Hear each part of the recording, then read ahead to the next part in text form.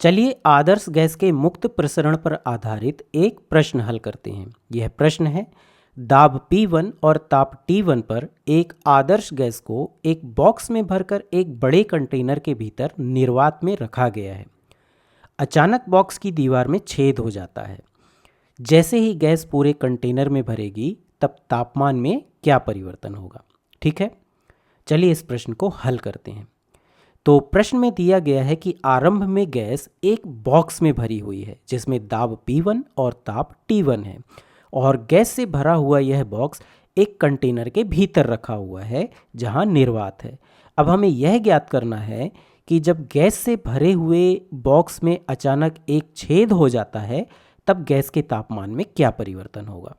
स्पष्ट है कि बॉक्स में छेद होने पर उसके भीतर भरी हुई गैस के अणु तुरंत बॉक्स से निकलकर कंटेनर में आ जाएंगे, यानी यहाँ गैस का मुक्त प्रसरण हो रहा है। और चूंकि यह प्रक्रिया अत्यधिक तेजी से होती है इसलिए बॉक्स के अंदर भरी गैस के अणुओं और बाहर के वातावरण के बीच ऊष्मा के स्थानांतरण के लिए पर्याप्त समय नहीं मिलेगा। इसका मतलब यह एक एडियाबैटिक प्रोसेस यानी रुद्धोष्म प्रक्रम है और इसलिए यहाँ Q यानी स्थानांतरित ऊष्मा का मान 0 होगा। ठीक है, इसके अलावा यहाँ गैस के मुक्त प्रसरण में निकाय या गैस के अणुओं द्वारा किया गया कार्य भी 0 होगा। ऐसा क्यों है, चलिए समझते हैं। तो हम जानते हैं कि निकाय द्वारा किया गया कार्य -P एक्सटर्नल डेल्टा V इसके बराबर होता है, लेकिन यहाँ गैस के अणु बॉक्स से निर्वात में जा रहे हैं, इसलिए गैस के अणुओं पर ऐसा कोई बाहरी दाब नहीं लगेगा जिसके विरुद्ध गैस के अणुओं को कुछ कार्य करना पड़े।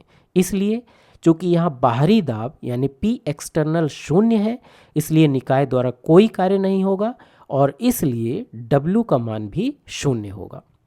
यहाँ हम देख सकते हैं कि निर्वात में आदर्श गैस के मुक्त प्रसरण के दौरान दो महत्वपूर्ण ऊष्मागतिकी पैरामीटर यानी ऊष्मा का स्थानांतरण और निकाय द्वारा किया गया कार्य 0 है। इससे हमें आंतरिक ऊर्जा में परिवर्तन के बारे में क्या जानकारी मिलती है? हम जानते हैं कि आंतरिक ऊर्जा में परिवर्तन यानी डेल्टा U निकाय द्वारा प्राप्त की गई ऊष्मा तथा निकाय पर किए गए कार्य का योग होता है। हम यह भी जानते हैं कि यदि निकाय पर कार्य किया जाता है तो W का मान धनात्मक होता है और यदि निकाय द्वारा कार्य किया जाता है तो W का मान ऋणात्मक होता है।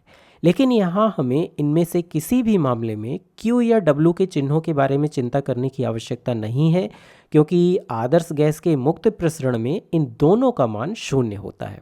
अब चूंकि Q और W का योग 0 है इसलिए आंतरिक ऊर्जा में परिवर्तन भी 0 होगा, यानी आंतरिक ऊर्जा स्थिर रहेगी।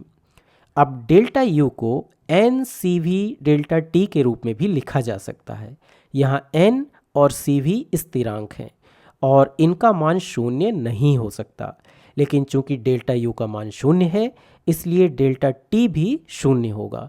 इसका मतलब है कि निकाय के तापमान में कोई परिवर्तन नहीं होगा, निकाय का तापमान स्थिर बना रहेगा। अन्य शब्दों में निकाय का प्रारंभिक तापमान और अंतिम तापमान समान होंगे। इस प्रकार हमें यह ज्ञात हो गया है कि गैस के कंटेनर में जाने पर तापमान में कोई परिवर्तन नहीं होगा। लेकिन क्या आप बता सकते हैं कि इससे दाब में क्या परिवर्तन होगा? चलिए समझते हैं। तो गैस के मुक्त प्रसरण के बाद गैस के अणु जो पहले छोटे से बॉक्स के भीतर बंद थे वे अब पूरे कंटेनर में फैल जाते हैं, यानी उसके पूरे आयतन को घेर लेते हैं। इसके परिणाम स्वरूप गैस का अंतिम आयतन उसके प्रारंभिक आयतन से काफ़ी अधिक हो जाएगा और इसलिए अंतिम दाब प्रारंभिक दाब से बहुत कम हो जाएगा।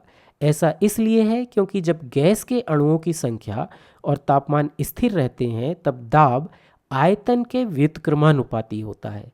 यही कारण है कि जब गैस के अणु प्रसरित होते हैं और पूरे कंटेनर में फैल जाते हैं, यानी जब आयतन बढ़ जाता है तब दाब कम हो जाता है।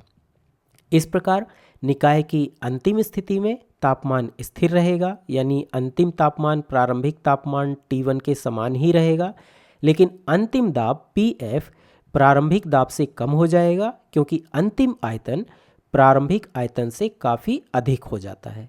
लेकिन ध्यान रहे इस दौरान गैस के अणुओं की संख्या स्थिर बनी रहती है।